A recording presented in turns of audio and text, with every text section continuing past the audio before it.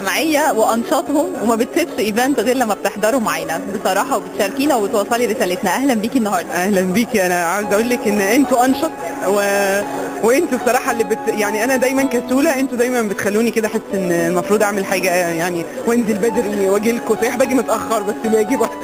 ما فيش ايفنت بيفوت غير لما نور بتكون معانا. ايوه انا عايزه اقول ان جمعيه حابله تدخين جمعيه ماشيه في اتجاه. كنت بتناقش مع استاذه نسرين دبوس لما دعتني للمؤتمر النهارده، بقول ان الجمعيه دي ماشيه في اتجاه انا متاكده ولو بعد حين هتعمل حاجه كبيره جدا وهتاثر في المجتمع، لان انتوا ماشيين مش هاممكم اي احداث، عندكم هدف بتكملوا. كنت بقولها لو كل حد في الكارير والمكان بتاعه واختصاصه اخلص بالشكل ده وتفانى بالشكل ده، انا باكد ان احنا هنطلع لقدام من غير ما نعمل خطط. هي الخطه انك تكون مخلص في اللي انت اتخصصت فيه، وربنا الحمد لله خلينا متخصصين في افكار وفي شعب مختلفه. جمعيه حابله التدخين النهارده بتناقش موضوع ازاي التدخين في الدراما المصريه. التدخين في الدراما المصريه. انا بصراحه من حسن حظي يعني اللي بحس ان ربنا عامله عشان يستخدمني في حاجات ثانيه، ان انا في موضوع الدراما دوت ليا تجربه كده، ان انا ان شاء الله سيناريست تحت الانشاء.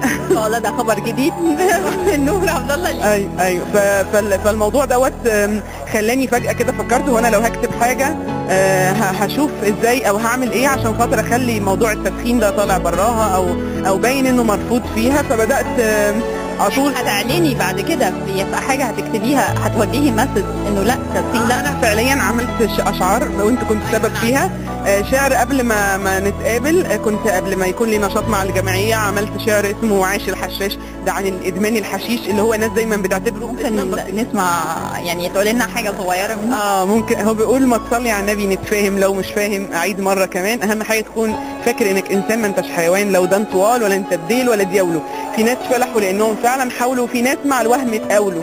لف السيجاره اللي في ايدك وانت بتشرب، او حتى شوف لو هتشدها من كوبايه واسمع كلامي واعتبره تهيس اثر التحشيش، وما تسالنيش ازاي وانا عمري ما طقت سيجاره تولع، وازاي وانا بنوته وكان حق اتدلع سايبه الكلام كله جايه بحكي في حشيش. يعني انا بتكلم فيها ايه تمهيد عن بتكلم هي مش كلها، ده جزء صغير منها، بس بتكلم فيها عن ان الحشاش عنده معتقداته وقناعاته في انه يحشش وان ده عادي ومش ضررني يعني وكده.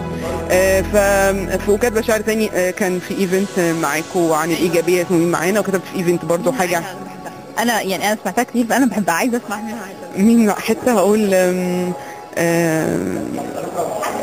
بيتكلم عن نفس البشريه، فبيقول لها انت خليتيني عره، انتصاراتك عليا ليها مده مستمره، ان ما كنتيش ناويه تتعدلي معايا فامشي بره، انت امراني بسوقي بس مش دلاني فوقي، انت مش ستي انا سيدي ربه بياخد بايدي وبيسامحني لو لقاني بس ناوي اتوب عن الخطايا، هو ده اللي سكته للعزه رايحه مش الاهانه، هو ده اللي وجهه اقول الحق بضمير وبامانه، سكته اللي ماشيها مسنود بيه وفوقه مفيش مكان، احنا هنقول على الغلط لا من النهارده. مين معانا؟ كلنا معانا ان شاء الله، كلنا مع بعض وربنا معانا ان شاء الله.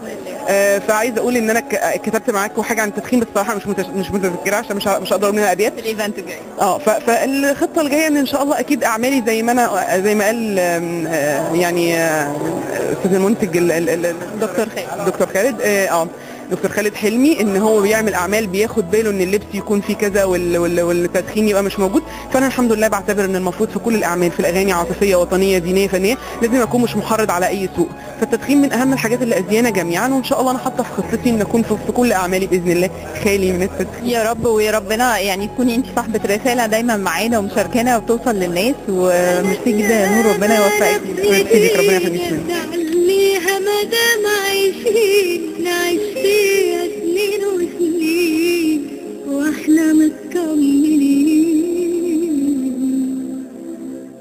ما شربتش من نيلها، طب جربت تغنيلها، جربت في عز ما تحزن تمشي بشوارعها وتشكيلها، ما مشيتش بضواحيها طيب ما كبرتش فيه، ولا ليك صورة عن رملة كانت عزة بتسمعني، دور جواك تلاقيها هي الصحبة وهي الأهل، عشرة بلد بتبقى نسيانها عالبال مستهدين، الناس اللي فيها مش وحدك ولا غبت عليها، بس اللي مجرب وفارقها في الدنيا